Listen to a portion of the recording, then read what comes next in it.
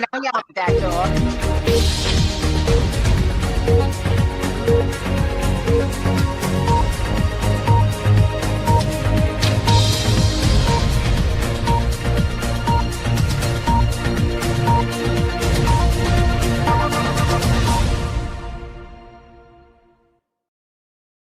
I'm gonna pull the whole thing down. I'm gonna bring the whole fucking diseased, corrupt temple down on your head. It's gonna be biblical.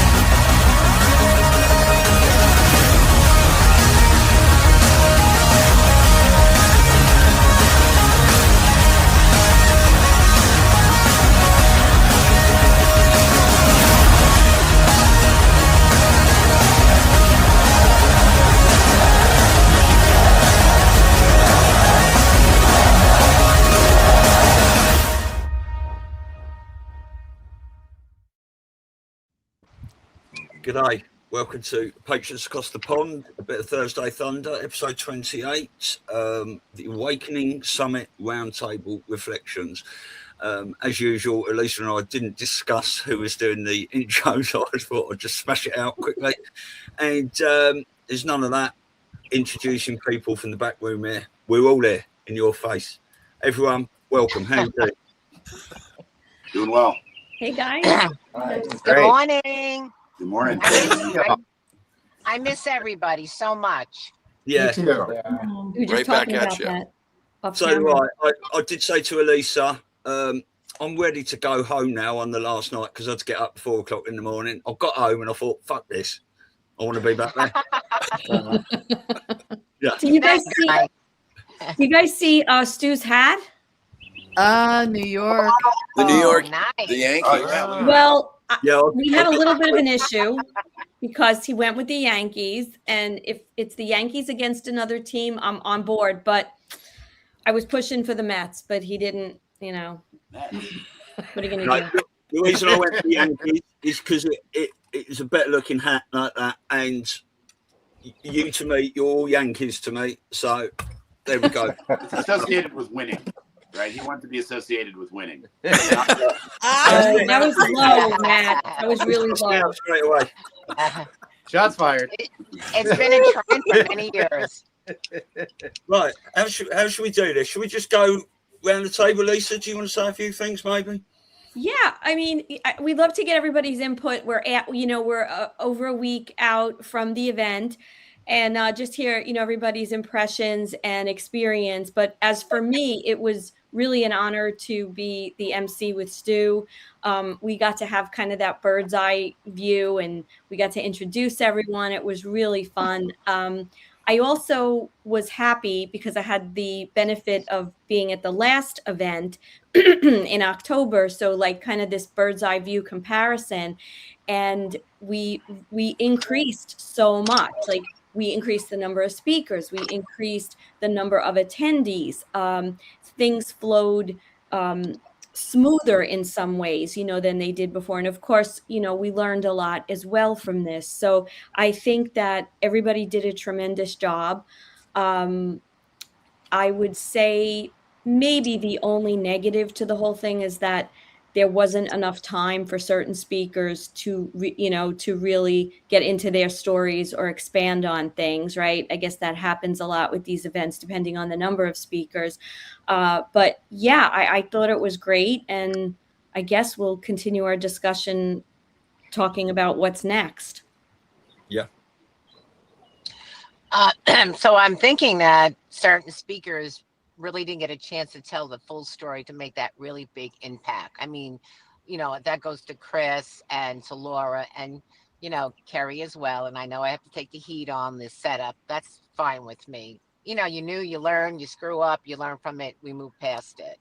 So we might have to have Laura and Chris back to tell their full story. I mean, that's what I'm thinking. Right? Yeah. And first of all, we can't go a minute past not thanking Matt, because without Matt, we personally couldn't have afforded to get this thing going. So love and appreciation, Matt. Once again, thank you so very much. It's no problem. I'm happy to do it, and we should do more of them. I was thinking we could call up like Lloyd Brunson and have him and his brothers come down. Lloyd stayed with me last year for a couple of days here, and you just have anybody by you. What are you in, like a little open hotel? What the hell goes on over there? Whorehouse. I mean, every time I talk to you, you have somebody new hanging out. Not you, Scott. You're like a fixture now. Just imagine a bigger event with even more speakers and having the Brunson brothers performing in between. Yeah. I love it. Which is going to be a 3, 4, 5 day event, isn't it? The way things are going. I mean, that's probably a little long, but 2-3 day event. We do it out here in Arizona. There's a lot of these like staycation places here in Arizona. I was just telling Elisa and Stu this yesterday. It's a lot of these like staycation hotels. Like if you look at the JW Marriott in Desert Ridge, if you Google that, it's a beautiful place. Like gorgeous. There's a water park there. You could go play golf. Like there's a lot of things that people can do so that they can come in and out of the show, right? They can get a ticket, but they can also be on the premises if they get a room there. I don't know. I'm just thinking out loud. There's a lot of ways of doing this, and we could do it with, 1,000 people. Yeah, that's what I think. Because if you have an easy place like Arizona, a lot of people from different states can just drive, so it's a lot cheaper to get there. So you have everybody from California, Vegas, That's Hawaii. Hawaii. Eventually, Lisa. Let's make it easy on Chris next time. We'll just go to Hawaii. All right. Well, everyone needs to doff their hat to Chris. It is 4:30 in the morning where you are, Chris, isn't it? It is. Wow. And I'm feeling it. Yeah. You guys, I have a marketing question because, of course, marketing's my background.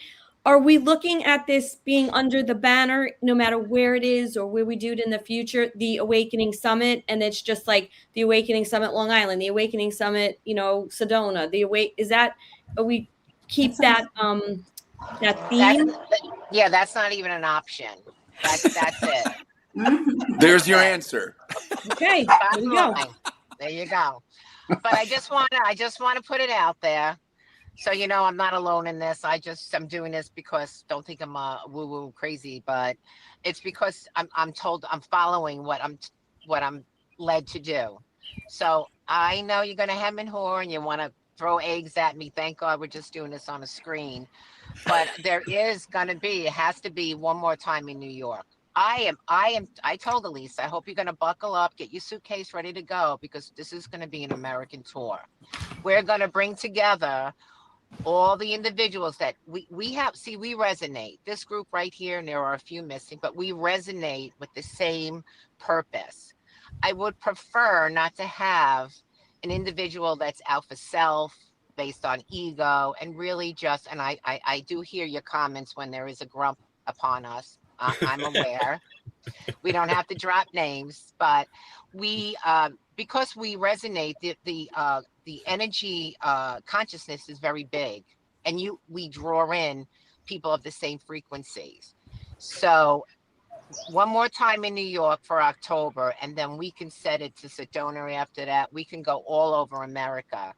And I hate to say it, but it looks like it's a 6-month energy boost.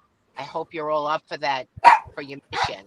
I hope you're all up for the mission to make this your lifetime purpose, to make a change here in the universe, because that is really what it's about.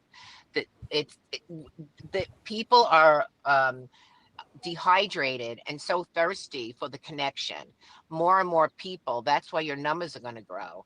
The next time we do it, I'm expecting a minimum of 500. I'm working on a venue, like, to go to 1,000. That's a little out of the ballpark, just for today, not for tomorrow, just for today. And the way we work together is astoundingly, don't mind my English, but it's just a fabulous overwhelming love for commitment for humanity. And I love each and every one of you for it. So don't bitch slap me because I said New York one more time. All right. But just work with me on this, because I didn't come up with this by myself. I feel like I walk around and I feel like I'm in a loony bin. I cannot understand why I am this person right now, but I have to be it, okay? One more time in New York. And we'll wish New York the very, very best, because we know there's a lot of changes coming in. And, you know, you wish them the very best with a lot of love, and people can travel too. We could move over to the West. We can go to Central America, down South, and to the North. We could, if you go a year, you can't go a year. You have to feed the energy. You have to bring the momentum in. I don't think it's so bad twice a year to get together. I mean, I don't mind hanging out with you guys. Do you mind hanging out with each other? I think we do pretty good together. We need to shock Vermont. Well, I'm hopeful. So am I. I live here. I like Sedona area. I think that's going to be a great spot. Yeah. So we can get on that. We can figure that maybe April or March of 2027. Are you And in? hotels up there are really like inexpensive. Just FYI. And gorgeous, and the land is beautiful. Yeah. You know, well, are you with me with one more visit to New York? I mean, I know you don't like my airport.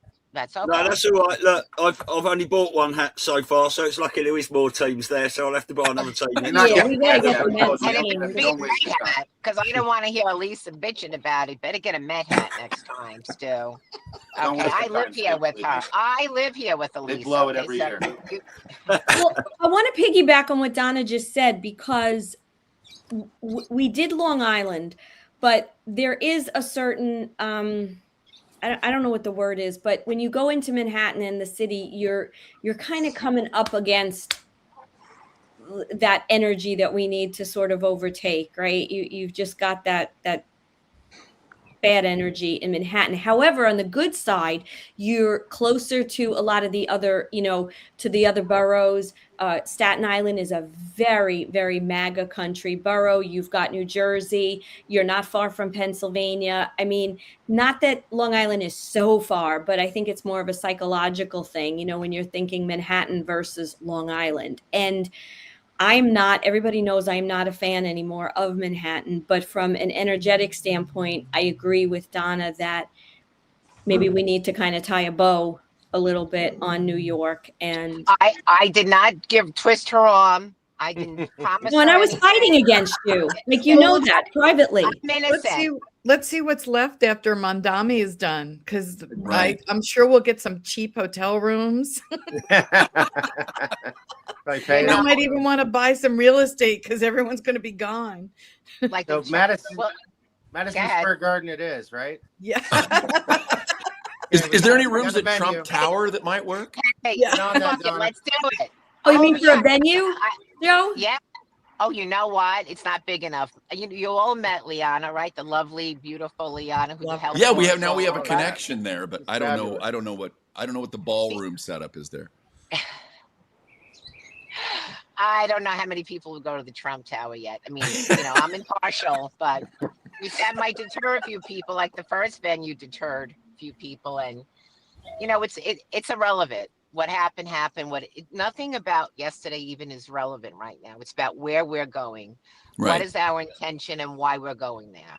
So this is about team effort, and who's ever listening, we're on the same ship. We're on the same mission. This is not a fluke that we're together. It's not a fluke that we truly have such a wonderful harmony between us. It's really a lot of love you feel when you connect with everyone. It was amazing. And I mean, it was just beautiful, and there's more to come. So we have to keep that frequency, that consciousness, that focus on where we're headed. There'll be some bumps and, whatever, it doesn't matter. There's going to be hiccups, but as long as we resonate with the focus, it's going to happen because we're doing it right now. This is really happening. Okay. This was a coming together of soul family. Totally. There was a connection. Totally. I've spoken at other events that you don't get this. The only other time that I had this was at Lewis Herm's when we were in Anaheim. There's a little bit of it in Las Vegas, but this was a true connection. Like the amount that we're laughing and miss each other and can't wait to see each other. Yeah. And I can't tell you how many times I meet someone who's awake and they're a mess because they're like, I have no one to talk to. I've been, my family, I don't have family. I don't have friends anymore. I've lost. And even when we started Vermont Stands Up and we went from 25 people in my living room to 1,000 people, there are actually 1,000 people who are awake in Vermont. But it still shocks me how so many people feel so isolated. So this is about not only information, but creating family and connection.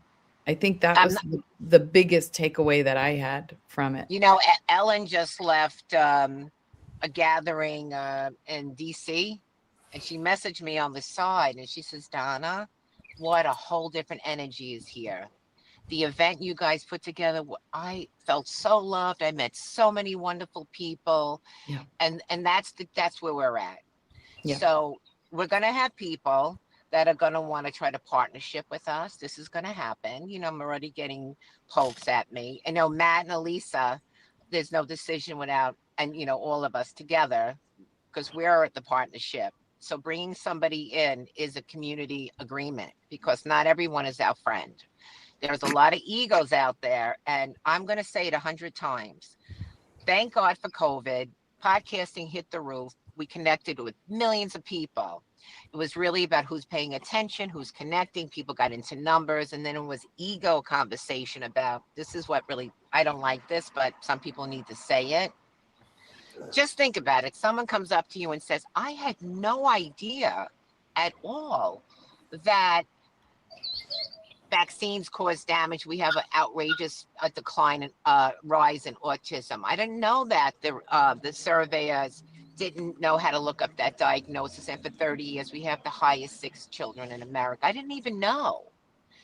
So what should I say? I knew that for years. Are you kidding me? I know that for a long time. What did I just do to that person that was vulnerable to say that to me? I cut them right off. You're stupid. You don't know it as long as me. So let's just drop it when someone speaks to you and says, ask you a question, and try to hold your ego up your ass for a minute. And don't say to that person, I know that for 30 years. I mean, I know that for the last 5 years. Well, fuck you. I don't give a fuck how long you know something. All right. Yeah. All right.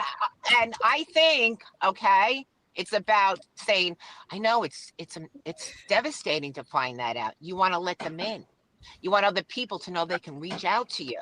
They don't want to know how long you knew how to make a bowl of macaroni. They just want to know how they can do it. Why does it have to be about the person being asked the question? Let's get that ego out of our circuit.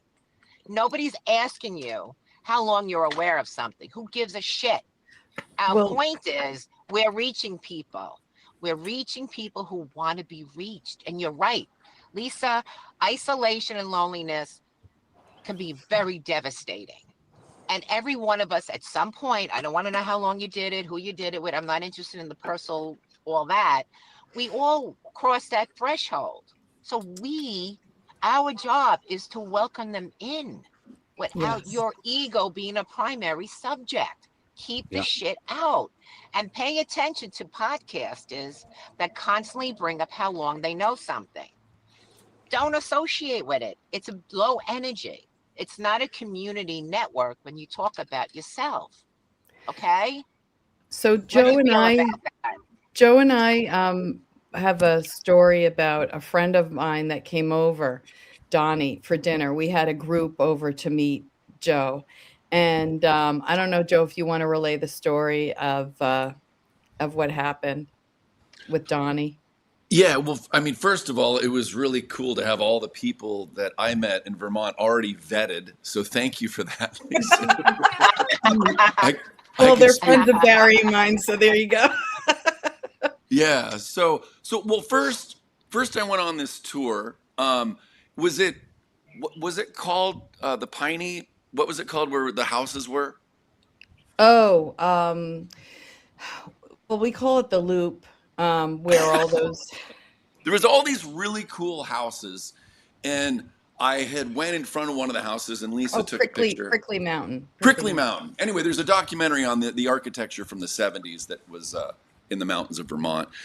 And so Lisa I think she'd already sent the picture to Donnie, and just a sweet guy. And he was sitting at the dinner table and basically saying how there was either a young man that was a friend or a nephew or someone in his life that was decades younger than him that basically had come up to him, and he started weeping because he's just like, it felt so good to have someone come up and acknowledge and say, Donnie, wow, you were right about everything.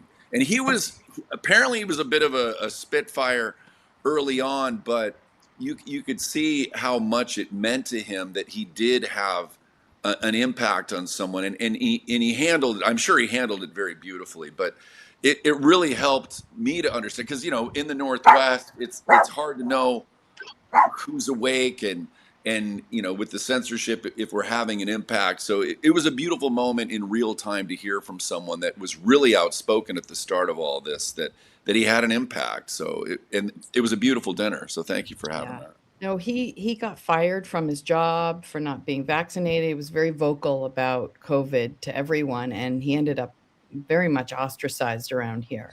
So the fact that this, guy came up to him in tears and said, Donnie, I can't believe everything you said. You were right about everything. And Don was humbled. And so we're going to get more of that. Unless they're NPCs, then you're going to just see a loop go around and spin. Yeah. I mean, we are definitely finding the common theme about all new people we meet is the fact that they haven't really got anyone else to talk to, and people are so widely spread about. And the perfect example of that, and new people waking up, was Sue Linkenfelter, that was there, one of our speakers, who came to speak about the child trafficking and stuff. She had no idea about anything else that was going on there. You just saw her mind melting all day long. I was surprised she was still sitting there on a Sunday afternoon by the time she came to do her thing. Yeah, and that was a large part my fault. And Laura, you added to the mix. I had to call the woman to make sure she was breathing and not hyperventilating. Oh, no. Okay. I'm good at traumatizing people, I guess. You are wonderful. And they didn't even hear your full story, so I'm very much looking forward to the time you knock them all out. But you can't undo what you know now. Now that maybe she didn't intend it, she didn't know. Of course, Elisa and I did prep her and mention things to her, but sometimes you just don't hear a subject matter you're not open to. That's fine. But I thought she was amazing. I thought her and Derek did a great back and forth. I mean, the audience loved it. The live, they comment on it. I said, you're a friggin' movie star. Who do you stole the spotlight from everyone. You're sitting there, you're quiet. She's hysterical, laughing. She goes, I had no idea. I had no idea.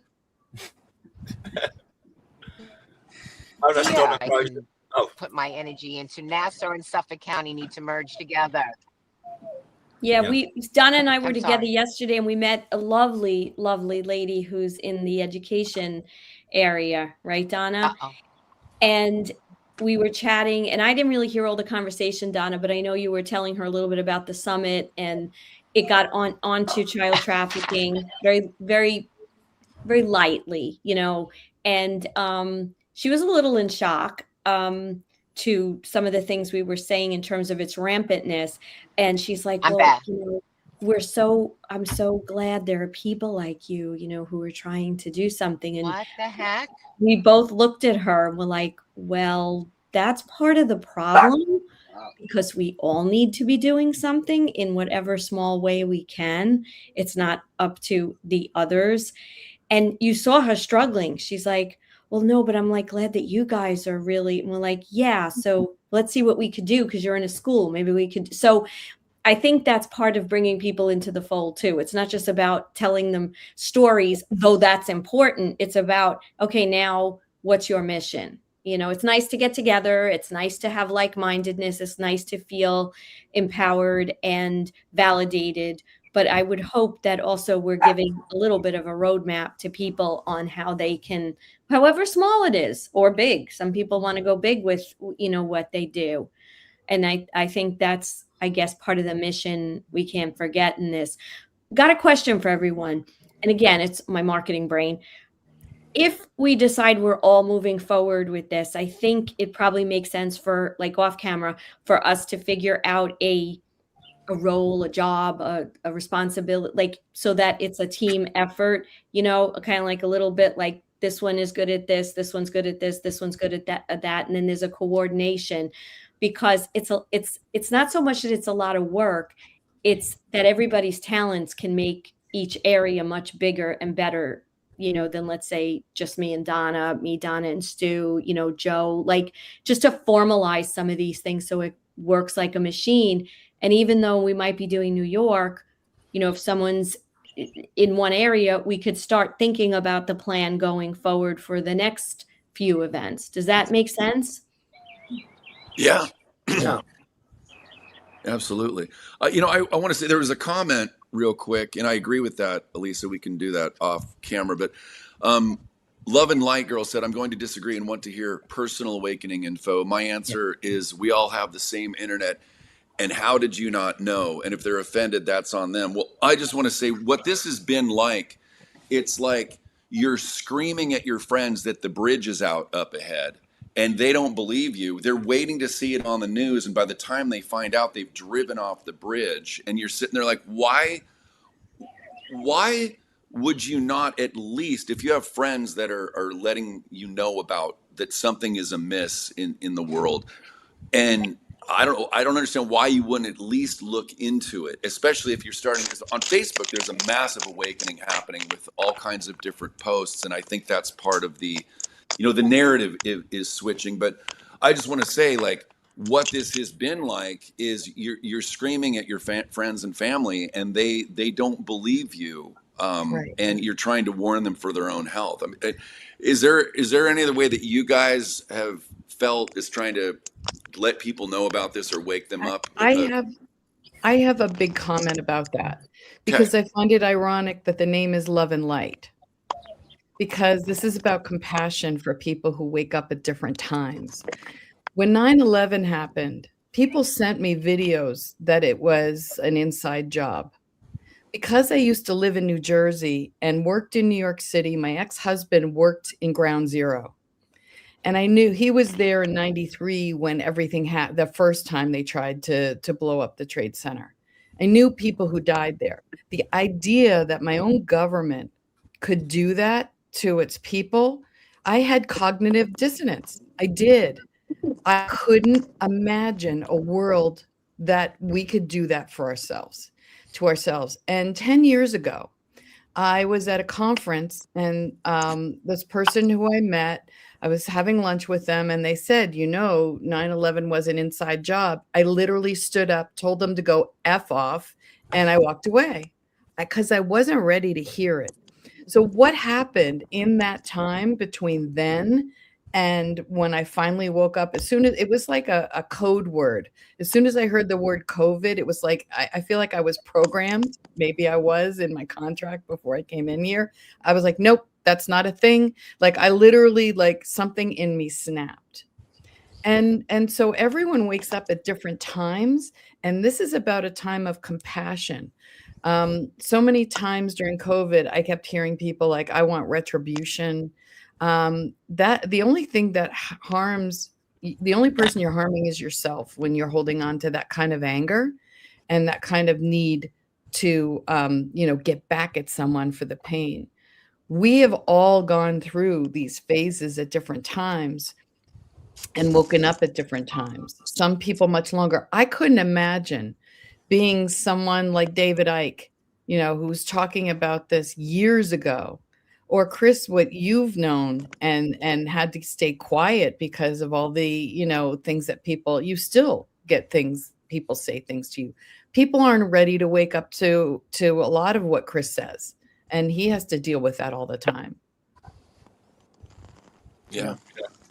100%. I mean, that video I played at the end of the show yesterday, Joe, with Matt, that really resonated with you, didn't it? I sent that to you. Oh yeah, I found the Facebook version of it, and I posted that, and I have all kinds of people letting me know now. Thank you so much. This is exactly what I needed. So yeah, no, I'm really glad that you sent that, because because people want to know where the source is of a video at times. So that really helps, because they want to, I forget that woman's name, but they want to see not only that video, but to be able to find her on TikTok or on X, and to see the other videos that she's done, because those videos might help someone else. And like, I love posting videos of women saying this stuff on my Facebook, because they get a different perspective than just me saying it. I don't do a lot of videos on my own. I might take a clip here and there from the show, but I do enough on our show. I don't feel like I need to do Instagram videos of Joe saying all this stuff. I just, because people need to hear it from someone else, not me. If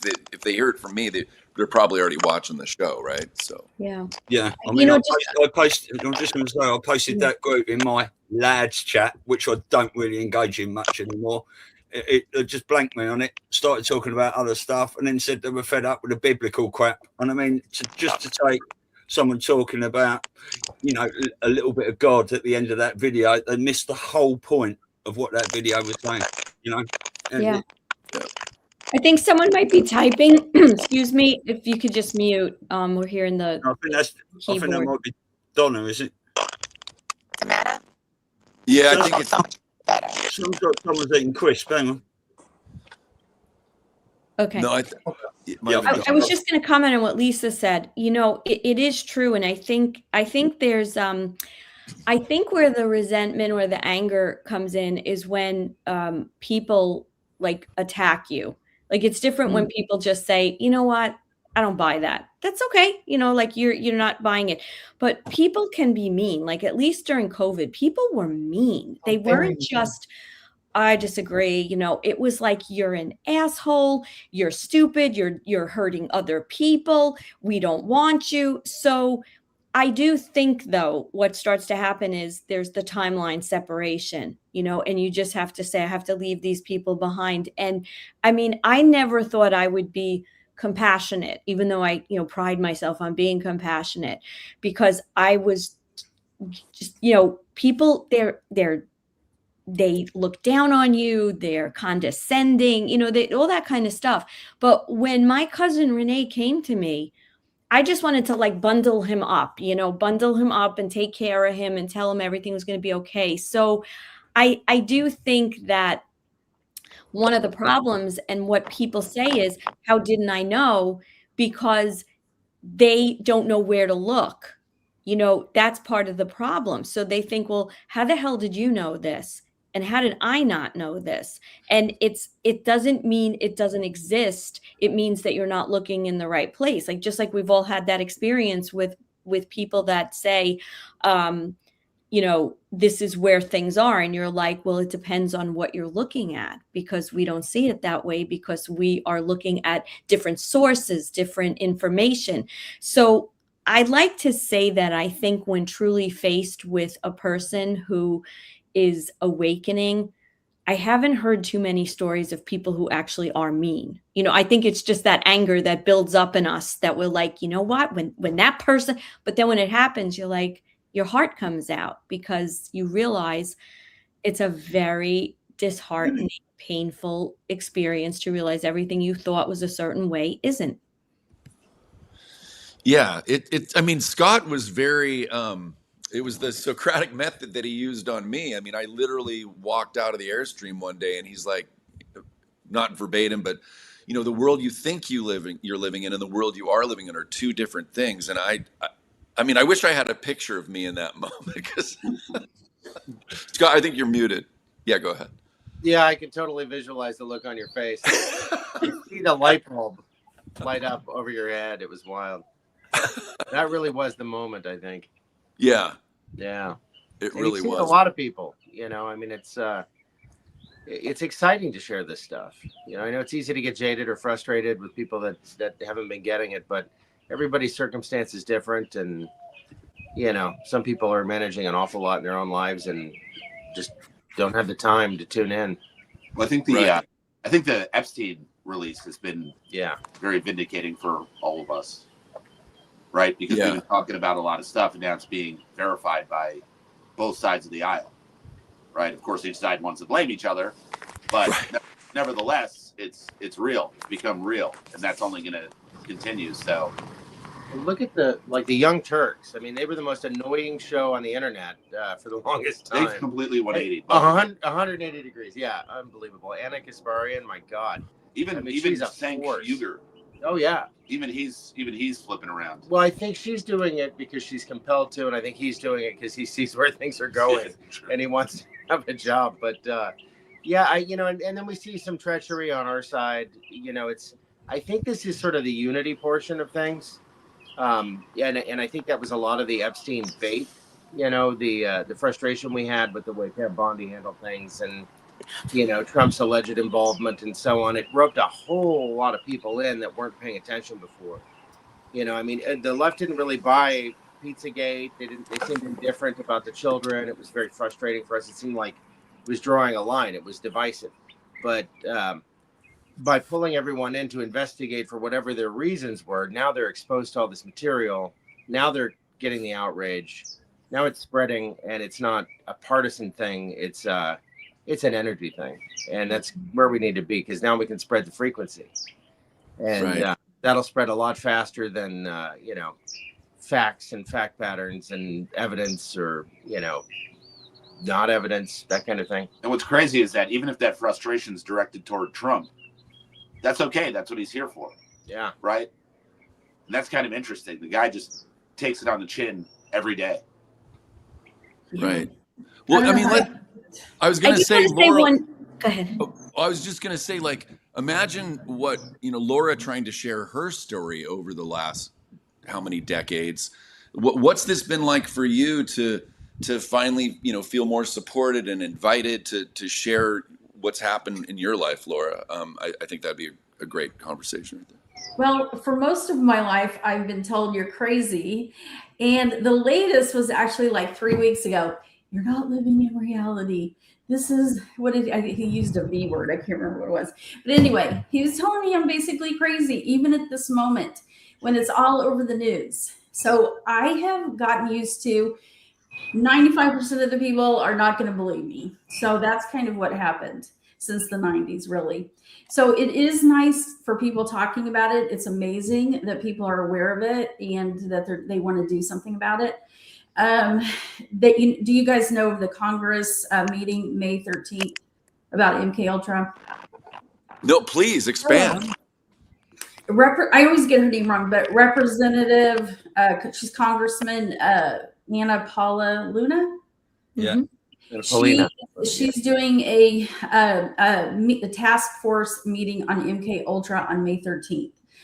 I don't think much is going to come from it, but a lot of people are posting about MK Ultra. So it is the same clients as MK Ultra are the same Epstein file, clients. So they're the same people. So for me, this is amazing to see that we can actually talk about it. The unfortunate part, the people that I love the most still think that it's all bullshit, but anyway.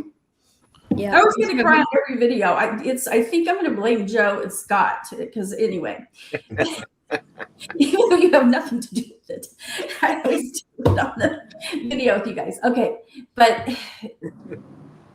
usually the ones you love are the last ones that can hear, the worst about your life. So 100%. Yeah, I wanted to give a perspective because we're all peers around the same age, roughly. Last night, and my daughter will probably kill me for telling everyone, but she's 19, and we got into a discussion, I was saying off camera, about things, and I ended up red pilling her a lot with information, very gently, very softly, but it was difficult stuff, and she wasn't really shocked per se with this child trafficking. I think the young people, college age, I think they kind of know a lot more than we think they know, but it's not the revelation the way we all had, because we were much more brainwashed. There's the internet, there's exposure, so they have all that. But what was really interesting was her perspective. And she's not an angry kid or a rebellious kid. And she said, I don't really think it helps sometimes. Like, I have to tell you, I hear you talking and you use words like normies and liberals, she said. And it's really not about that, Mom. It's about how everybody's the same, and it's the power that's the enemy. And I was like, you're right. You're right. I said, I guess we just get so frustrated because and I explained to her, how a lot of us have been called crazy. We do like 11 million hours of research and fact finding, and she like got it. But I thought, wow. And I think that if we can somehow figure out how to pull in some of the college age kids, because that's our future. These kids are more resilient than we think. Yes, I think so. And right. And she also told me this, which I was like, okay. She's like, in I think it's her anthropology class, whatever it is. She's like, we talked about the myth of racism and different races. I said, what do you mean? She goes, well, because all of us are the same. And so just because our skin color, she goes like, it's a fact. And it's all this division. And I just think we could think about this. How do we maybe gear some things with these events to some of these younger kids, because they know a lot more than we think they know. Mm-hmm. And they're the ones that are much more, in my opinion, unified.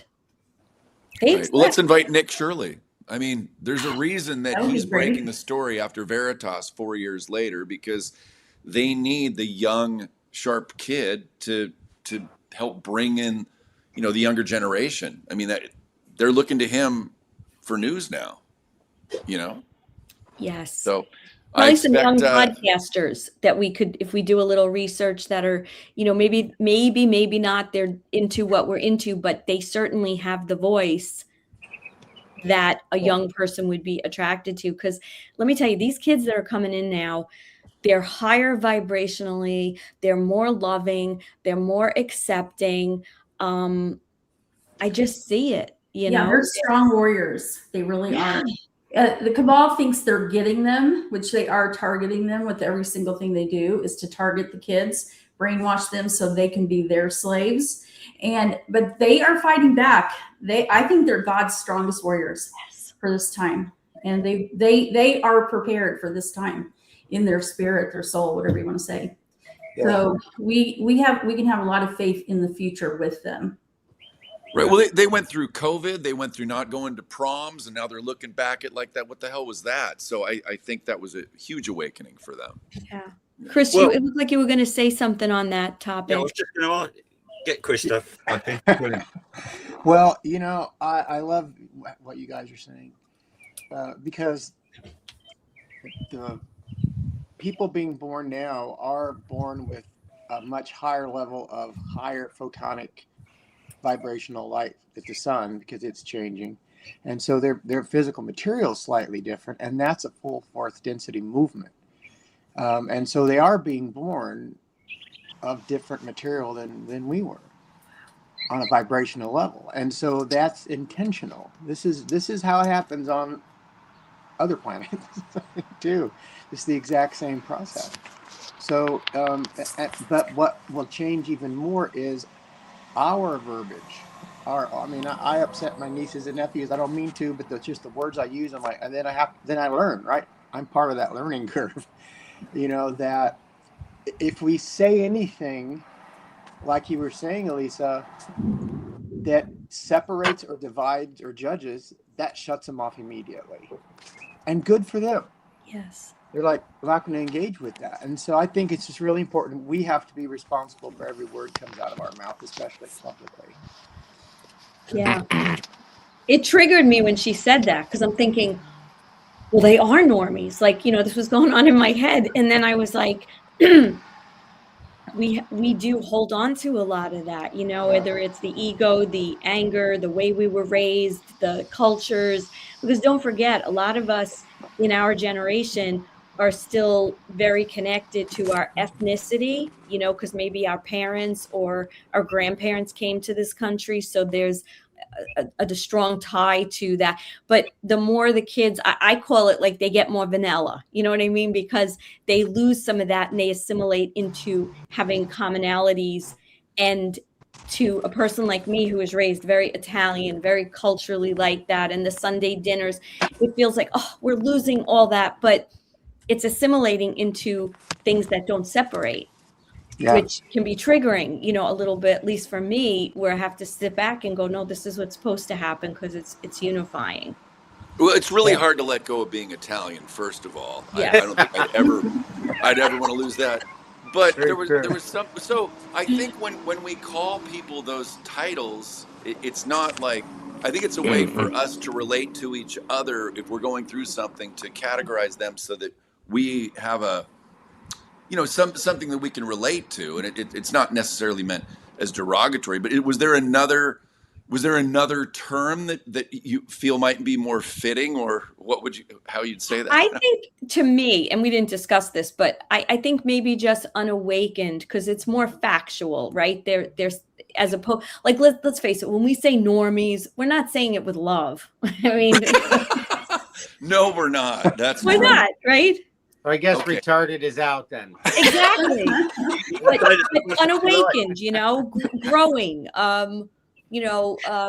innocent. Really, if you think about it, there is an innocence because people don't want to see things, you know, they're not as, you hear it all the time. I don't want to hear that. I don't want to know that, you know, because there's still that clinging on to something that makes them feel safe, and you're putting them into an area that is shattering a lot of their beliefs and what makes them feel safe. So I guess unawakened, or, you know, growing soul, right? Maybe. Right. Well, you know what'd be great? I want to see a show now with you. Is it your cousin, the gentleman that's the lawyer? Renee. Okay, so Renee and your daughter, let's start doing roundtables, and maybe your daughter can help be a voice for the younger generation, if she'd be so willing. And we'll call her well, now she's awake. Ask her what she wants to be called now that she's becoming more aware.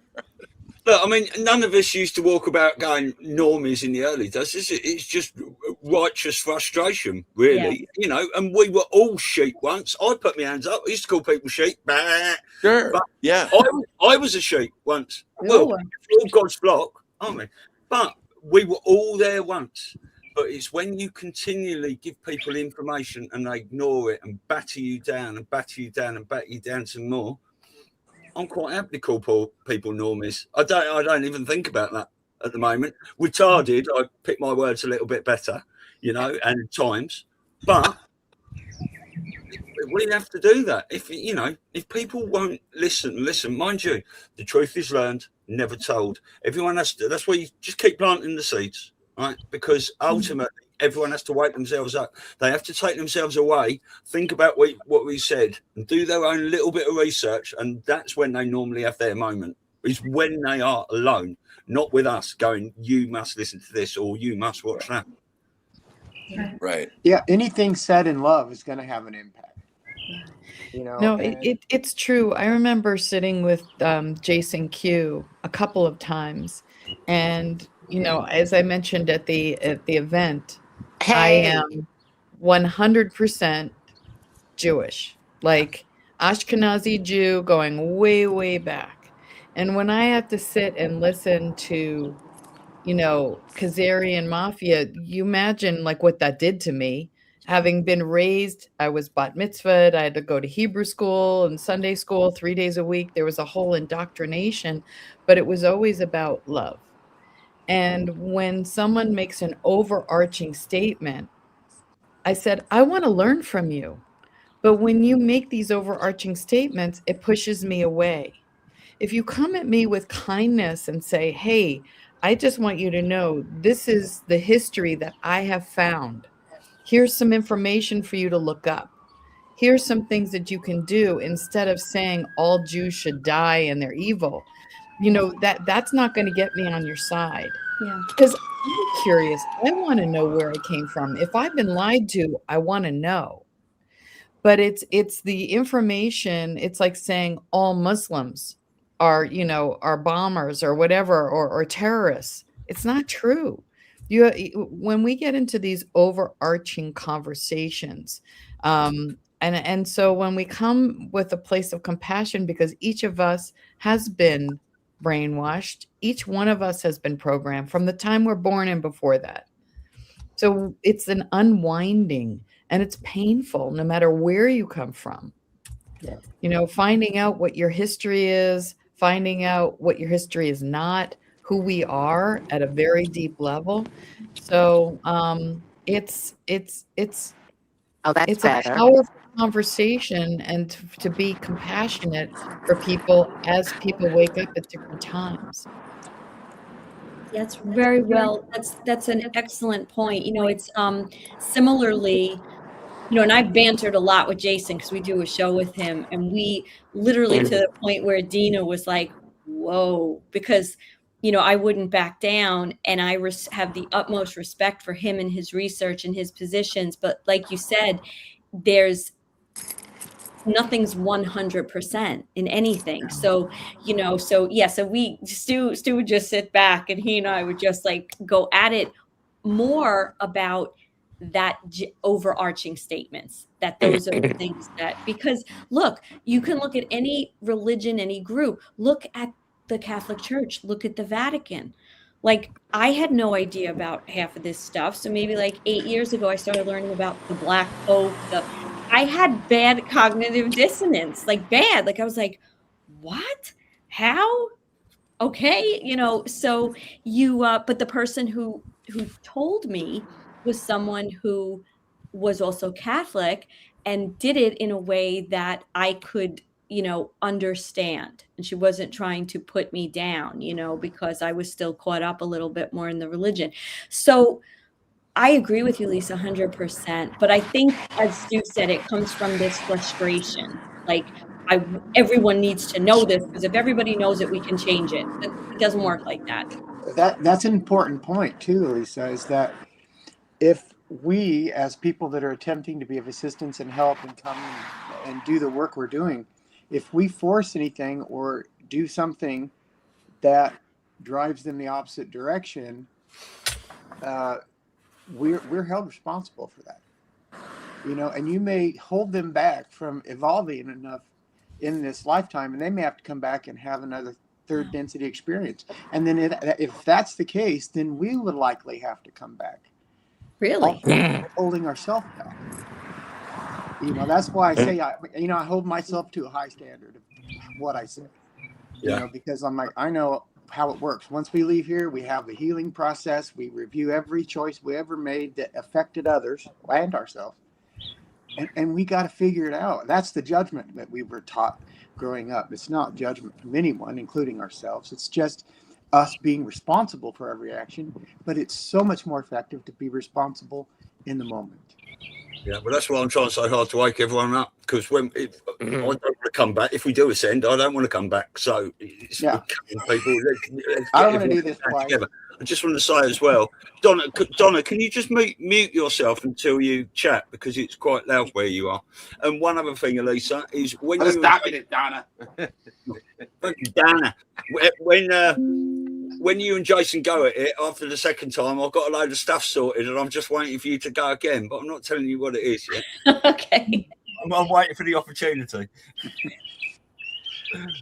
Well, hey, we've got to run. We're on our way to the Open the Heavens event in Vegas. Vegas, baby. So we got to get on the road. But I love you all. It's so good to see you again. And I can't wait for the next one. Love you guys. Love you guys. Thank you so much for all of you for your contribution to this event. You guys. It was fantastic. And Donna, especially you. And Elisa, and Stu. I mean, you guys, you really held it together. It was a well-done event. Well, we are available for MC in any events. Elisa and I have already discussed that. We really enjoyed ourselves. So good. Good. Well, travel safe, guys. Take some photos and post them in our group. You got it. Yeah, you're going to be getting photos from Barry for the event. They're really fabulous. Yeah, I can't wait to check out that link. Yeah, same. Phenomenal. Shout out to Barry too. Shout out to Barry. Yeah.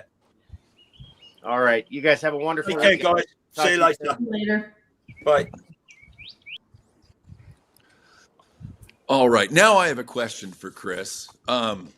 This life review thing. So I think that's the challenging thing. So what's been happening, I guess we're going to go delve deep here a little bit. So we do the life review, we come back, but our mind's been wiped. I mean, that's that wasn't the original intention of all this, right? I mean, that's the cabal interfering, or can you go into details on that? Oh no, it was actually established in another place by a different race of beings, because they were not evolving. They were not seeking to return to source and become, part of God again. So they put in, because they would have their lifetime, and then they would die from whatever, because they were terrestrial beings. And then when they would come back and reincarnate, because their intention is to continue seeking source, to continue seeking God in every lifetime. And this is what we have in common with every single intelligent race in the universe. We're all seeking to return to God, good and bad, but we have different paths. So we're all on the same journey. We just have different paths on that journey. So they created this, the veil of forgetting, so that the reason for that is that everybody's on the same page. Everybody is meant to forget. And the key is to remember. If you can remember, it evolves the soul tremendously. And what it does is it forces us to seek source. It forces us to seek God, because we're in conflict with one another. There was no conflict before. And so what the veil has created was conflict. But it was good conflict, because we're now challenging each other and making us think in a way we wouldn't have been thinking before. So It's really a very positive thing. And I will tell you about the dark side. You call them the cabal, whoever, that's just one faction of different things. They say bad things about themselves, because then you'll accept it. And you got to follow your heart. So no, the veil of forgetting is nothing to do with the dark side. It's everything to do with the light. Wow. That I had not heard, but I'd like to ask a question for someone who works with the unconscious mind of tapping into past lives. So is that we're actually going through the veil to access those memories. So from the beings that created that veil, how do they look upon people who are actually accessing that information? Oh, it's great, because you're seeking, and the individual is seeking. That's all they say we need to do. Just seek. Look internally and look to expand what you know consciously. Now, do the other beings, they have much longer lives than we do, don't they? They live much longer. Many of them, absolutely. They'll live thousands of years. So we haven't had a chance to really expand. Like, we just get going, really. Like, I feel like now in this point in my life that I finally have some wisdom, and then I don't have much more time. You know what I mean? So it's like these other lifetimes were shortened intentionally. Yes. And the reason it was shortened, and it sounds like a really bad, negative concept, but again, it's a thing of the light.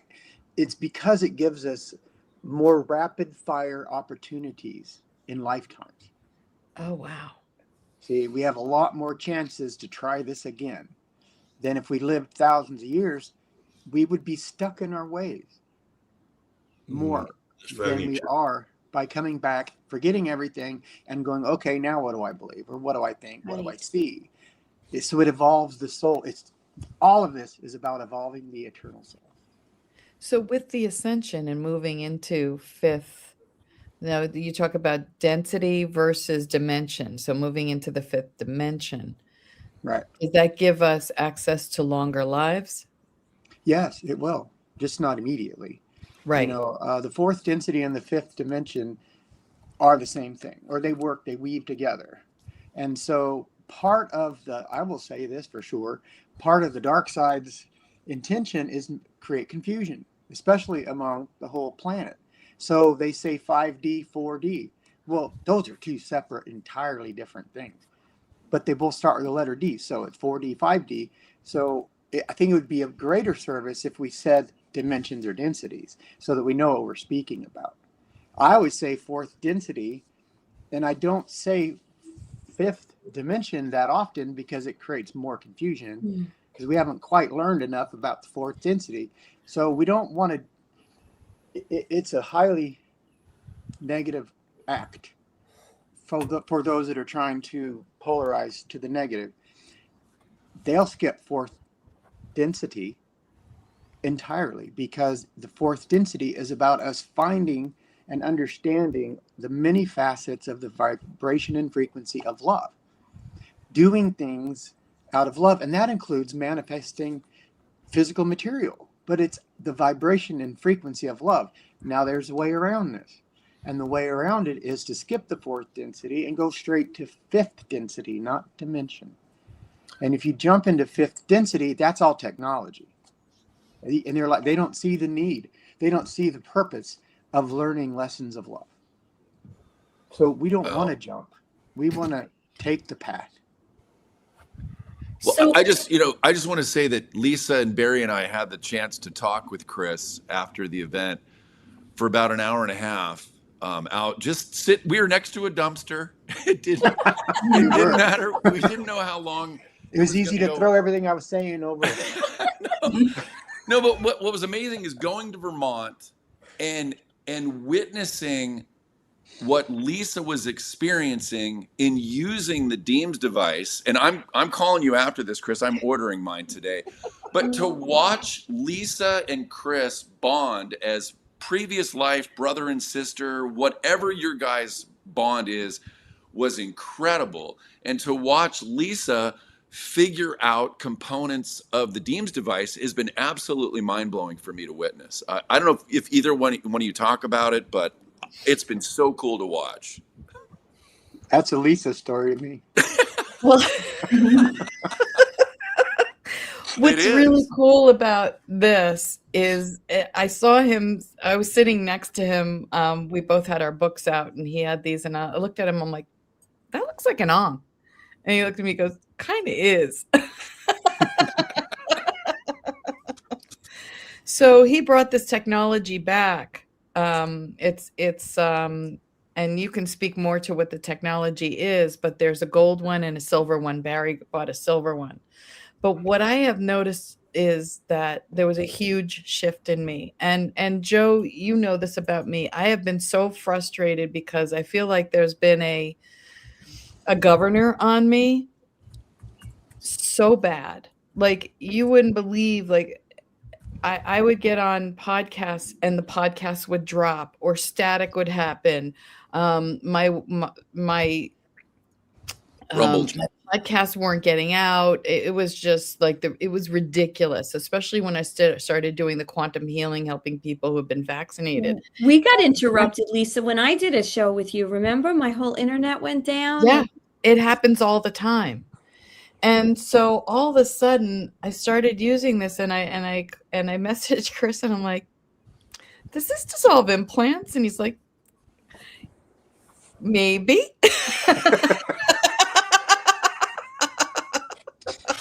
He's like, I can't tell you what it does. You're going to have to figure it out yourself. So I've been finding all these things that have been happening. So I find that my consciousness, I feel like I'm more me, like the me I'm supposed to be. And I'm communicating with it. Like, I miss it. Like, I want to carry it around with me all the time. And I went to Montreal. I didn't take it with me. I didn't know what would happen at the border. You just never know. So I left it, and I was in bed and it was talking to me. And then I messaged Chris. I'm like, does this communicate with you? And he's like, it could. He's a proper salesman, Chris, isn't he? I am not committal about that stuff. Wow. So, it was giving me messages, and it's been telling me things to do. Like, I have 2 pillows on my bed that have old photos of my kids when they were children. And it just said, put it on in front of them so they could get a healing. I'm like, okay. And then I'm like, Chris, guess what it told me to do? He's like, that's really cool.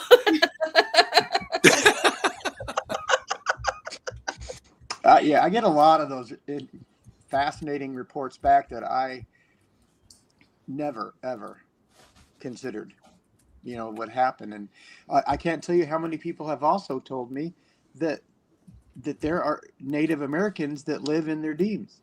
And then these people don't know one another. This is over the years. You're like, does anybody ever say that there are Native Americans in the DEEMS? I'm like, you're one of many, but that was never something I intended. Yeah. No, and then I said, I feel like it's healing past lives and ancestral, and he said it's interdimensional. So I know this is meant for healing. What you talk about, it's really, there's I have the gold one, there's a silver one, but one side that draws out the energy, and then the other side, you're creating a vortex that brings in. But this does so much more, to a point where like my telepathy and intuition has gone sky high. And we were sitting at breakfast. Share the story. He said to the waiter, Chris said to the waiter, I'd like to cancel my breakfast. I'm not hungry. I don't want it anymore. And the waiter said, okay, I'm happy to cancel it for you. And he walked away, and I looked at Chris. I said, you're getting your breakfast. He's like, no, he said that he's going to cancel. I said, no, I just got a message. It didn't register. You're getting your breakfast. And 5 minutes later, they put his breakfast down in front of him. Oh my gosh. You know what, Chris, because there's so much chatter in the chat right now about the device. In a very quick way, could you just tell everyone what we're talking about when it comes to this DEEMS device, like in case anybody just doesn't understand the basics? Yeah, sure. I've put your links in various chats. Oh, yeah, that's great. I don't know what I did with mine. It's over there somewhere. Well, here. Yeah. Well, actually, I should probably grab it so it's more easy to understand.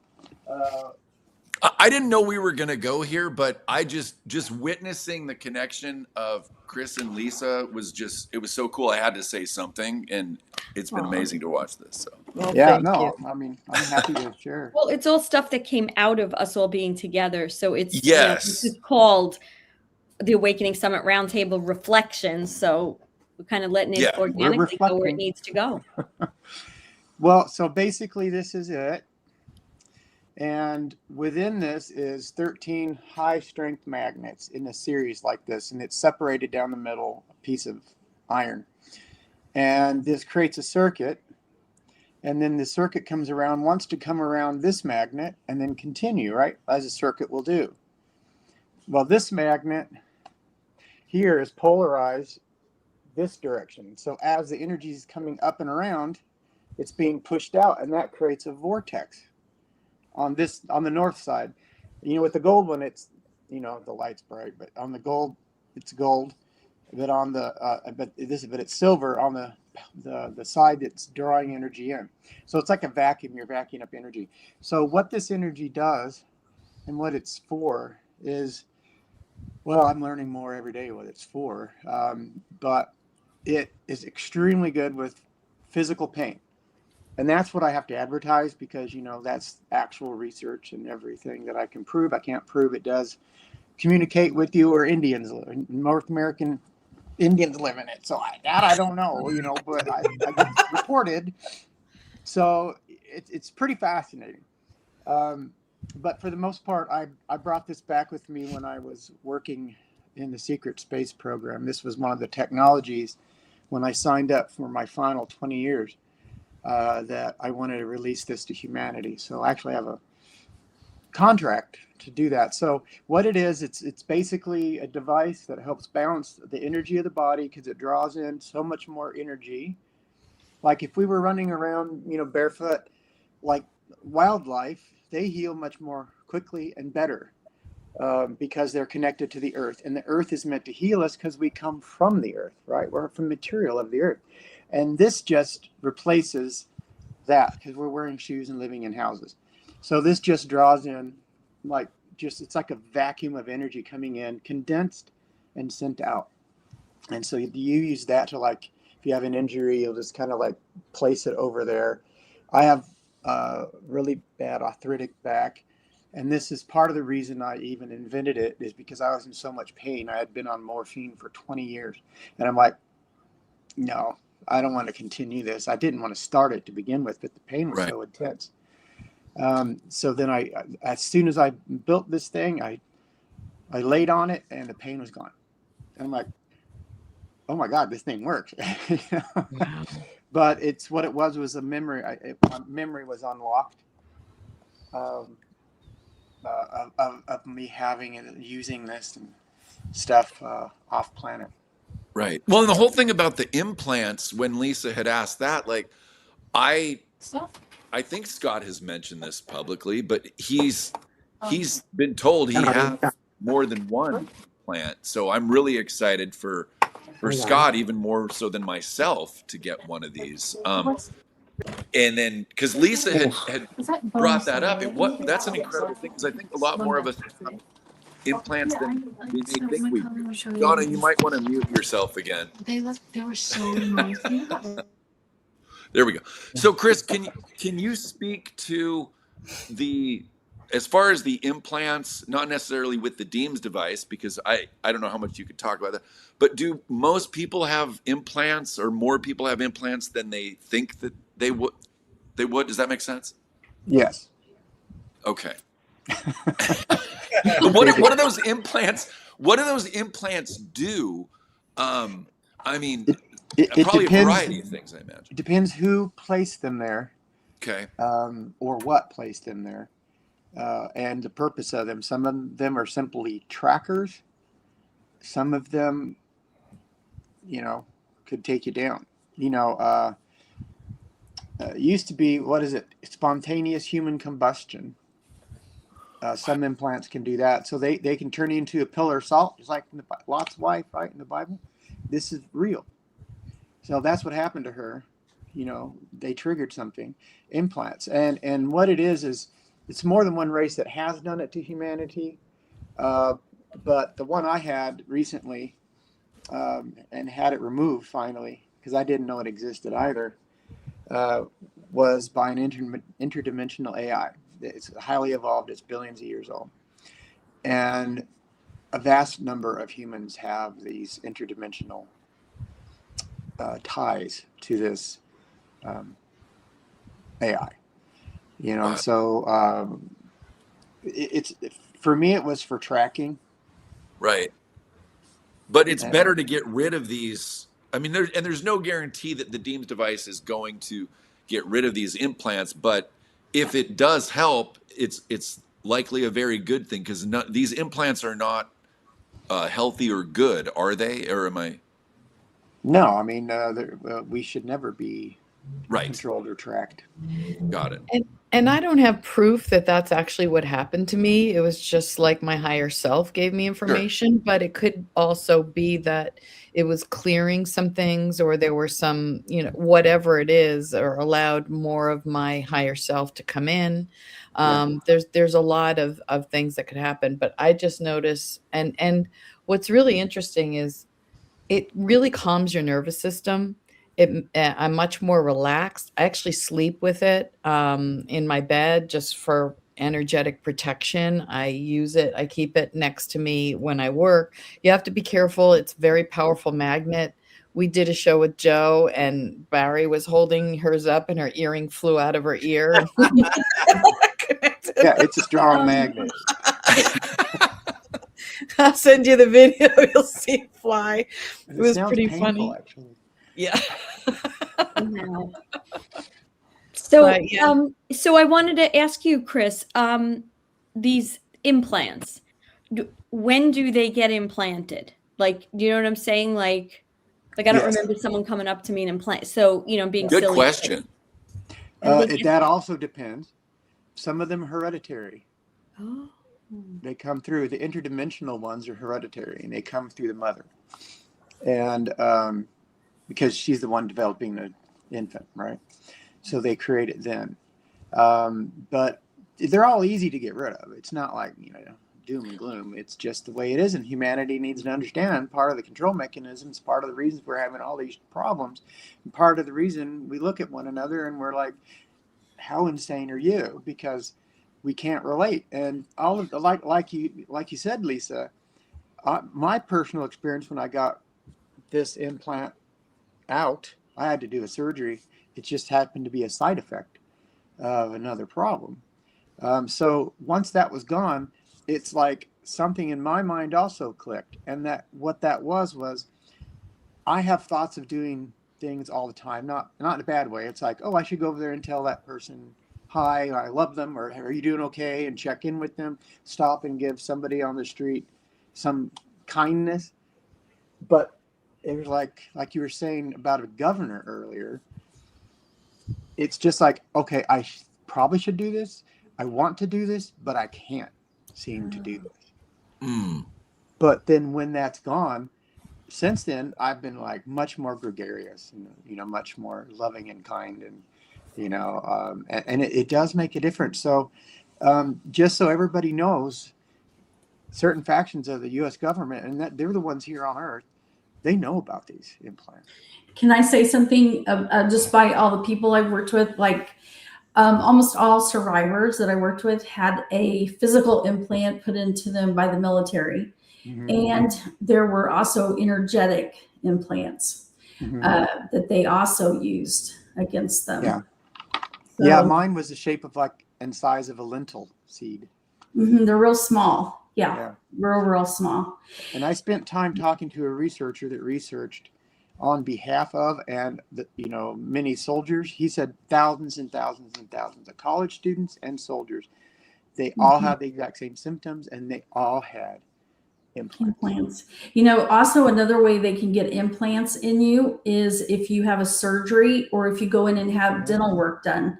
If the guy is the dentist is a cult member, he can implant something in your mouth, and you won't know.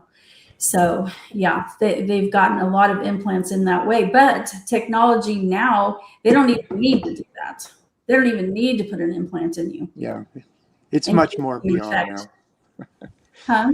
I said it is much more beyond. You know, people get really worried about being tracked. I'm like, you're just going to let that go because there's no way you'll not ever be tracked. Right. They have it all. They already have it. Well, look at how they found the American soldier who was in Iran by tracking his heartbeat. So how do you think they do that? Yeah. I think it's great. We can use it for good, obviously, too. But well, they have technology that they don't even have to do what they used to do. They can look through your eyes and see what you're seeing. They can hear what you're hearing. They can change your thoughts without even being there. There's so much they're doing right now, which is kind of headed under the topic nobody wants to talk about, which is the targeted individual and the V2K skull thing. Nobody really wants to talk about it, but they are so targeting like hundreds of thousands, if not millions of Americans, just for their test of what they want to bring forward to control everybody with the frequencies and things. Yeah. So they can do so much that I think all of us would be shocked if we really knew the full extent of what they have. That actually happened to me during COVID. I was driving from Vermont to Massachusetts, and on the highway, you know, those flashing signs that say, you know, watch out for motorcycles. They had those. Oh, my light's flickering. Yes, thank you.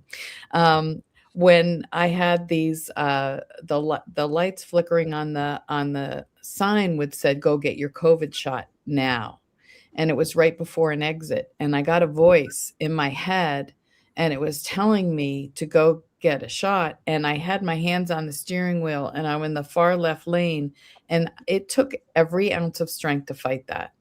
Wow. And I knew it wasn't my voice. And because I work with the unconscious mind, I knew it wasn't my voice. I was like, something is in here.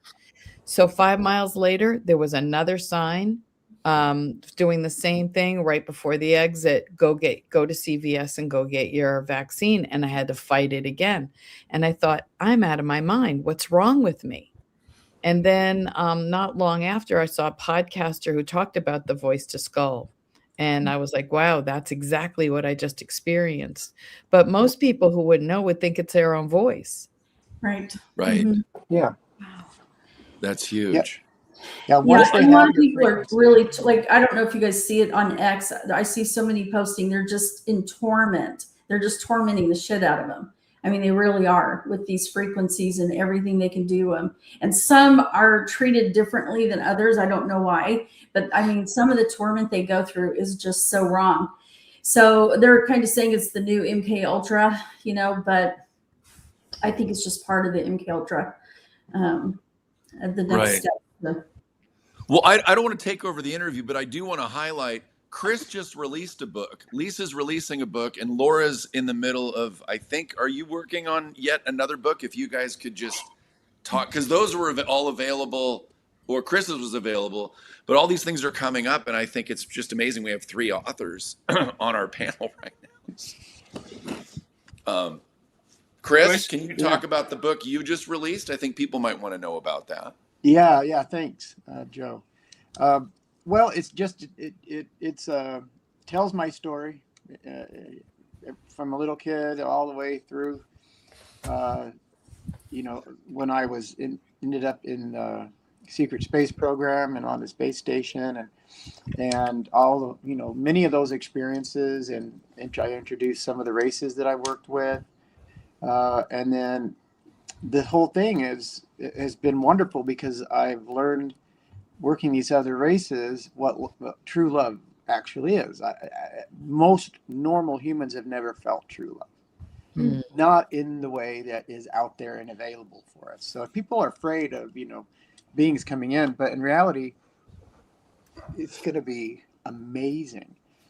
And I cannot wait, just for people to feel that, and it changes everything, and that's what's going to catapult the human race into a much higher density dimensional space. So basically I talk about that and all of the lessons and how to communicate, and stuff like that. So, but yeah, it's called Man of Mimas. I've got you have a cover there so people can see it.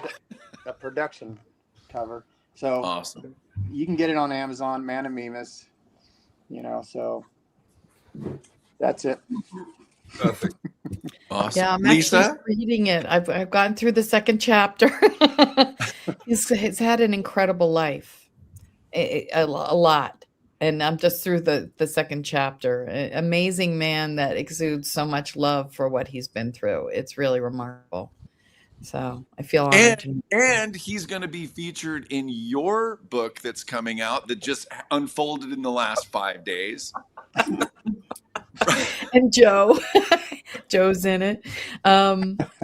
So yes. So this is my current book. In Every Belief is a Lie. And if you look at the word lie, it's in the middle of belief. And that's available on Amazon. And I also have the audiobook if people want it. It's my voice. It took an extra 3 months because I didn't say the end and I was traveling. So I had to come back. Oh my gosh. Yeah, I have it. And oh yes.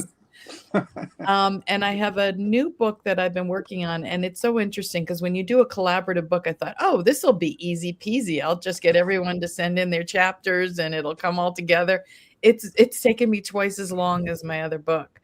And I told I told my editor and that I was going to have everything to her by the end of this week.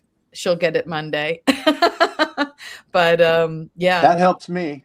Yeah.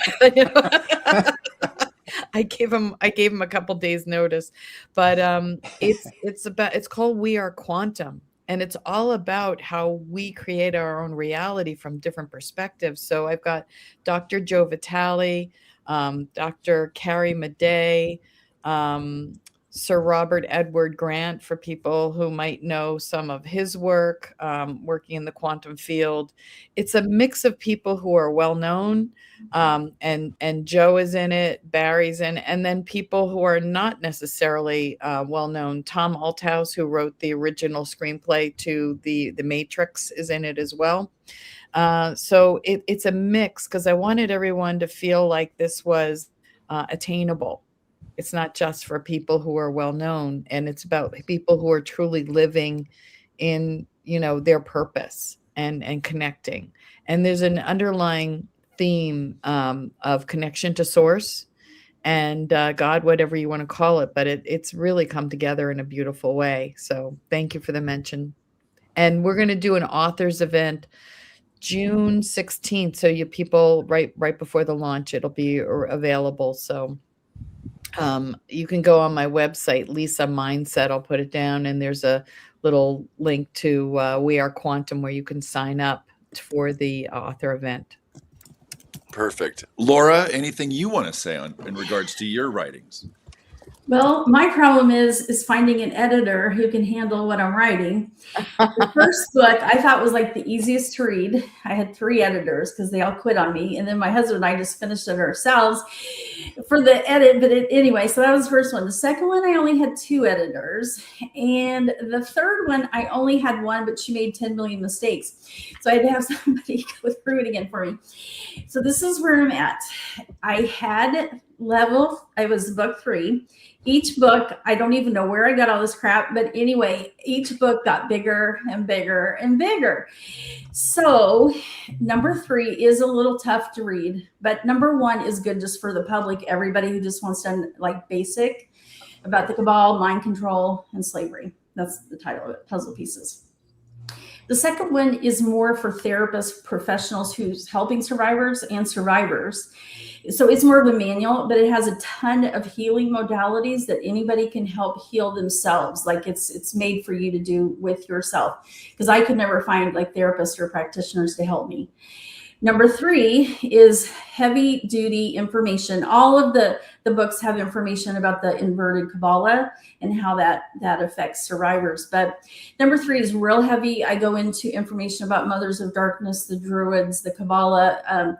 I give information to high up survivors to get free, and practitioners how to help them, how to deal with curses, prayers, all that, because we need to know how to deal with curses, because I get cursed all the time.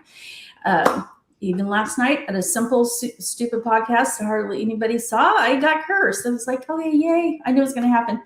But anyway, so my last and final book, I hope, because I told God I don't want to write another one, and don't ask me. This is it. Okay. And this is called My Witness.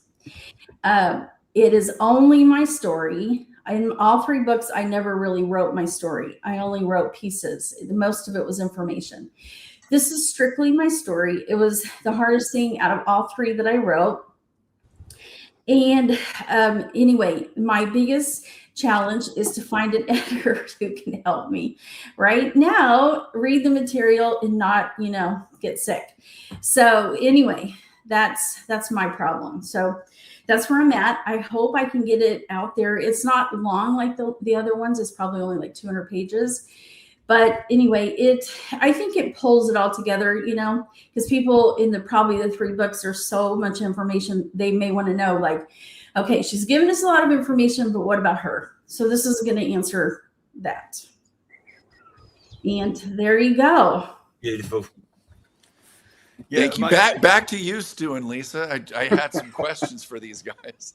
Well, if anyone didn't know, Elisa's been writing a book. It's called A Sicilian's Guide to Dealing with Wankers on a Daily Basis. Thank you, Stu, for that plug. Yeah. Oh my God. This is crazy. I'm trying to put my website in the comments. It will not go through. I can put anything else in there, but my website will not. I've just tried 5 times. On YouTube? Right here. Yeah, in the chat, in the comments, it says this comment has failed to post to Patriots Across the Pond. This is what it's insane what happens to me. Let me try. Lisa, what's your website? LisaSchermerhorn.com. It's lisamindset.com. Because Schermerhorn's so easy to spell. Sometimes Lisa asks me how to spell her last name. It took me a year. Right, I'll do that. You can carry on, Lisa. We'll see if it lets you put it up. Yeah. Are you putting it in this chat, Stu, or in the I'm going to try and Rumble? put it in 3 chats. Okay. This was so great. I mean, getting back to the actual summit itself, I think to Donna's point, oh, there it goes. Okay, that went into Rumble and it appears on this StreamYard chat. I guess, Donna, do you want to say a few words about what is upcoming from the Awakening Summit perspective, for October? You may have to unmute. You're muted, yeah. Can you guys hear me? Yes. Yes. Yeah. Sometimes I'm better off being muted. I'm getting to learn that. I'm a better listener. I like that. I like learning every day. This was a wonderful experience. Thank you so much. Um, about the upcoming event. I think the upcoming event will be one of the last for New York for quite a while. We're going to tour. And I wanted to say again is that thank God the podcasting world, exploded. We're all getting to know each other, but, it flatlined with numbers. Not that I'm a numbers person. I think it's all about the grassroots experience. Being in contact, having intimate conversations, and letting people feel the love and safety net of being around us. Not so much me. I'm just a little bit of a navigator, but it's all of you. And I think it's an urgent matter that we connect with the rest of the people. And I think I think we're for some journey. Um, so if we could also, I just want to go back because I couldn't talk earlier, Lisa, when your daughter was so brilliant, so bright, and I totally agree that 20 to 35-year-olds really are the misfits of our country right now. I mean, what do they have to look forward to? How did we show up for them? How are their job skills? What does the work field look like? What's all this narrative hatred? So I think when we reference, again, I think it's a little bit of ego. We shouldn't reference to anybody as some sort of normie. It's such an insult. I think we have to recognize that our language is so powerful that we should say we're all at the same pace. We all hear and learn a little differently. We just want to communicate and be closer together. We're here for you. You have so much to offer me. I like to learn about you. Your safety net is with us. And if we have a traitor amongst us that isn't really genuine with the incoming attendees or with one of our guests, we should never have them invited again. We have to learn to designate and separate the negative energy that's very much trying to work their way in here. Like I couldn't get on little stupid shit that they do. And I'm going to not curse. Okay. I cannot curse going forward. I got yelled at and they say I don't look very polished. I think I look very polished. I just want to say, but some people just don't get it. Just people are not very cultured. It's okay. No, I'm kidding. But in Donna, you're respect not going to be to, Donna without your F word. Come on. well, especially when Matt and Scott do the F Donna thing. It's between us, right? So maybe when we're alone, we could just like let our hair down. But if I'm gonna have to, because you forced me to get on here and do these publics, I'm expressing myself publicly, I should have better manners. So I'm going to really try to use adjectives that don't start with the letter F. And, I can do that. I know I'm capable. But I just wanted to say, like, when we're doing this and we're doing any kind of podcast, any kind of gathering, keep that frequency full of love and trust. To know that we're on a mission that we don't even know how we're getting there, but we all know the goal. And we all know that this is really happening. This is very urgent. I'm not setting panic. I'm not fear mongering about war and blowing up New York and all this catastrophic hatred and dividing parties. Of course, there's no prejudice here because the creature doesn't have 1 ounce of prejudice. The only people who live in prejudice are the people who believe in division and having people stay away from a love frequency. So, everybody brings in a talent that reaches someone, even if it's just one person. Just keep that focus.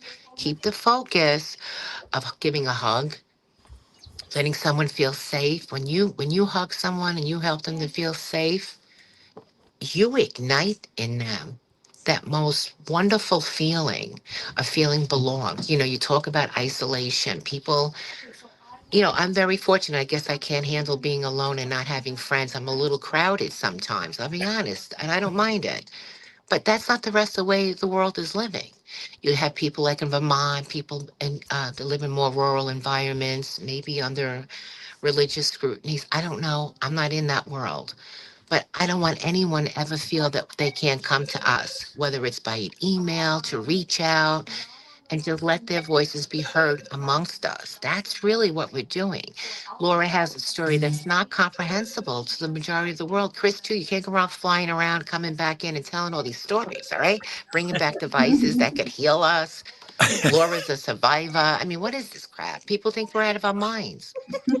And of course they do, because it's foreign. And because for all these years, we were taught it was just a TV joke. Right. It doesn't matter anymore where we come from, why we got here. Just keep our focus on welcoming other civilian society species to feel comfortable with us. And I do think, I don't know about you guys, I think you're gonna start feeling a lot more energy charges. Your frequencies, for me, it's like a little crazy. I think the energy that we exchange with us is like a frequency current, and that's the audience too. They want to feel that. They want to feel that love to empower them to know they're on the right track, and only we could do that. So I think when we use adjectives, and I am the worst at it, I'm going to really try hard not to narrow down an insult in my vocabulary, because our words are like spells. Our words that we do to describe someone is casting a spell. We have to stop, becoming more comfortable with our universal spiritual exchange that we're having, guys. We have to watch our language. No matter how we have to do it, you got to wear a rubber band and pinch yourself. You guys can throw water balloons at me, eggs, even whatever you have to do to have me shut up and correct myself. I'm open to it, okay? They think I'm fucking crazy here. You know that, right? I told you. How long was that? 1, 2, 3 minutes? I'm not sure. Yeah. I screwed up, right? I know. I'm going to get a curse jar and be really rich. That's how I'm going to make money. People are really fed up. We're listening to people speak correctly, wearing smart suits and shirts and ties, whether that be newsreaders or politicians, just lying to them again and again and again for decades. And what they want is honest, genuine, heartfelt people speaking from the heart organically, like we are. And people, some people might not, but many people love it if you throw an F-bomb in there every now and then. Yeah. So don't worry about that. You're in good company anyway. Everyone is genuine in there, and that's what it's all about. I'm gonna have to leave you. Just be yourself. I'm going to send you a link to this Indian guru who does a whole thing about that word, how it's an adjective, a verb, a noun. Is that the guy who does the thing that says in the Indian accent, how to not give a fuck? And then he's so funny. He's actually in How one of many Chris's fucks DEEMS. Can you not give? Also what I wanted to It's say. in Donna's.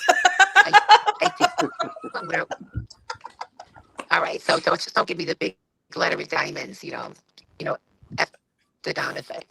I think I'm crazy, I swear. Oh God. And I love them all so much. I've been nicest people. I am surrounded by so much love, and they still love me, and I'm kooky. So it can happen to a lot of people. People can love you even though you have a different perspective on how your world's supposed to look like. So I think we. Oops, we're losing you a little bit, Donna. She was just turning into a Dalek a little bit there, anyway. Yeah. Maybe the universe telling her not to be so polite. Her passion. It's who she is. Her passion and love for what she does. You can't take that away. Oh, and in person, she's such a just love. Yeah, she's such a presence in person, and she is. Someone I love Bacon said, "You make a great leader, Donna." She really does. She's incredible. Yeah. It's also the Queens. Listen, we're from Queens. We can't help it, right, Donna? She's back. Okay. Oh, you're breaking up. I think I'm trying. I don't know what's going on here. Why this is happening today, but it's okay. What I wanted to say when we get together. Donna, we can't hear you. You sound like Stephen Hawking. Let me see if I can text.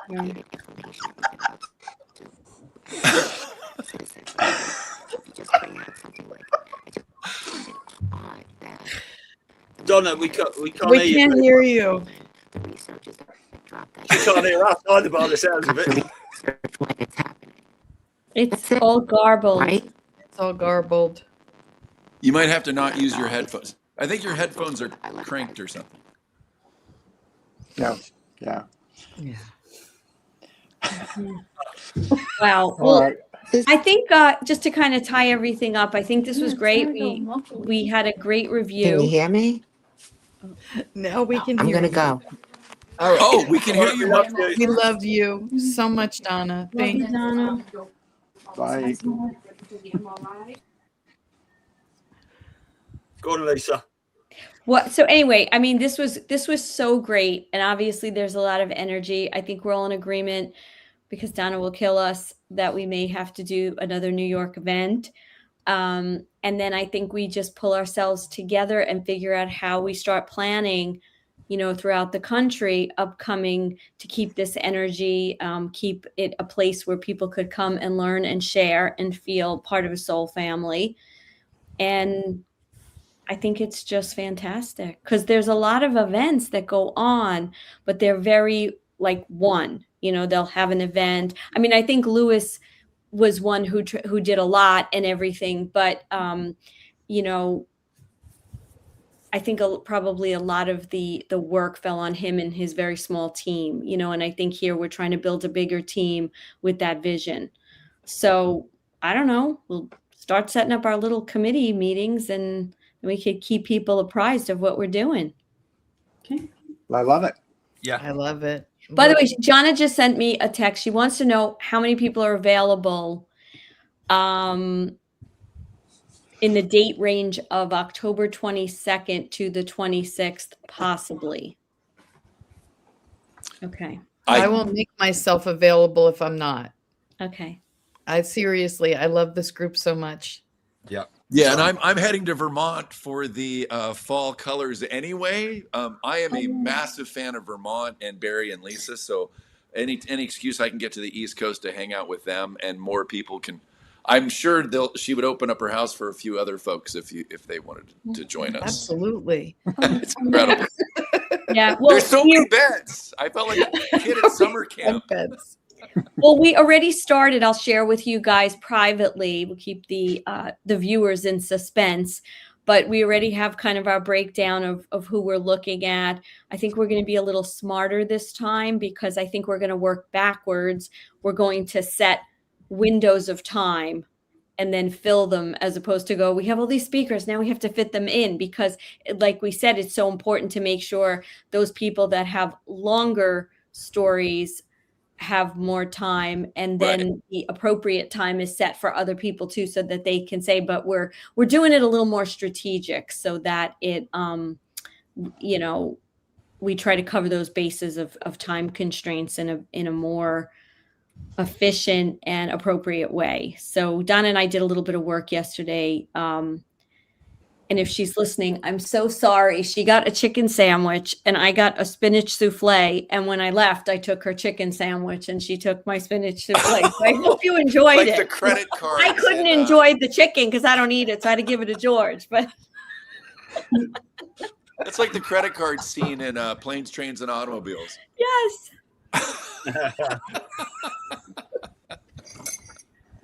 Yeah. Oh, someone mentioned, how about doing a New Year's event in the UK? Well, I'm going to tell Stu this. I want to go to the UK, and I'd love to do an event, and I want to plan a music tour throughout the UK at least next year. Oh. So I'm down. Yeah, what, you saying 2027, Joe? I think so. I don't know if they mean New Year's Eve, but yeah, 2027, I definitely want to be in Europe and doing something with music. Well, maybe we can do something over here. I know you and I were talking about it in the hotel. Yeah, absolutely. I'm waiting for Hawaii. December in Hawaii, maybe? December in Hawaii, not the UK.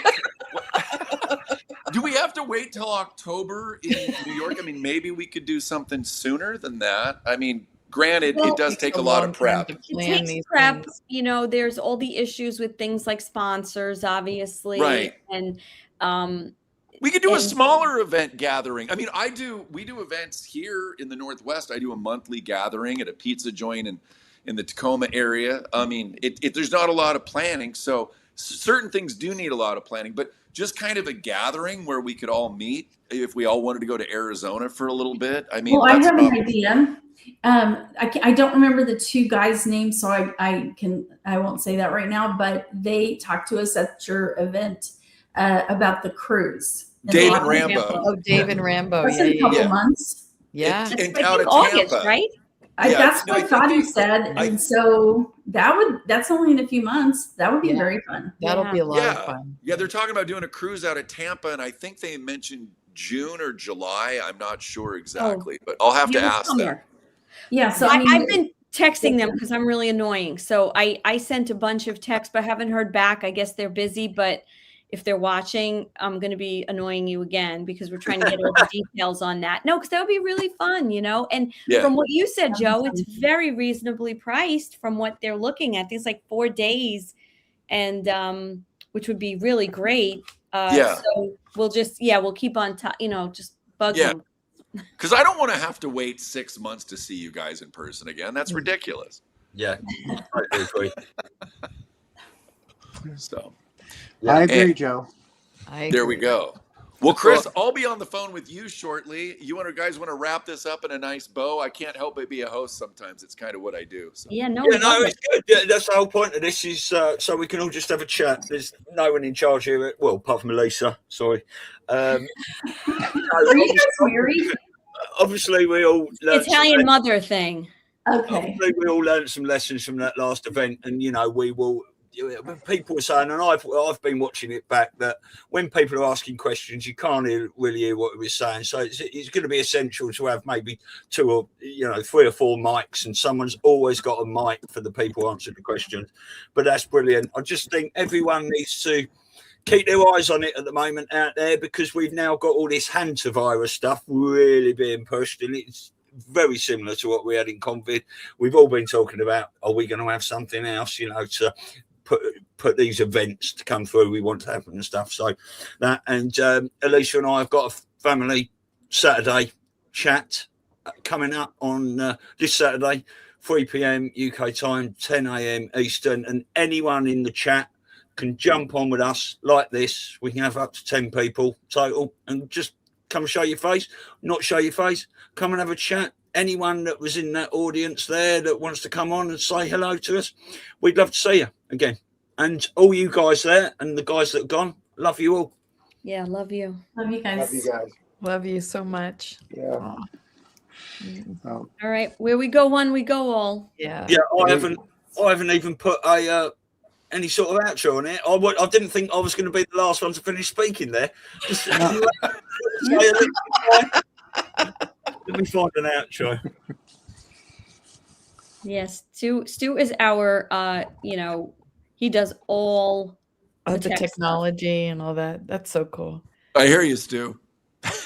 I'll tell you just what, because we've taken over from Mark Abraham's Monday Respect show, and we're going to be doing that every Monday going forward. We've got a little holiday coming up in a couple of weeks, but from June, definitely, every Monday we'll be going forward. So I did a little outro for Mark with some of his links on there where you can donate, because we all know he's retiring from podcasting, but he's going to be very much still working to with all this child trafficking and stuff. So I've got a few links on here, and anyone that wants to donate, 117% goes to the children.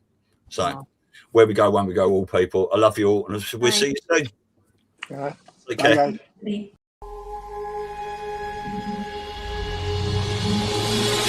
I will be the last to fall.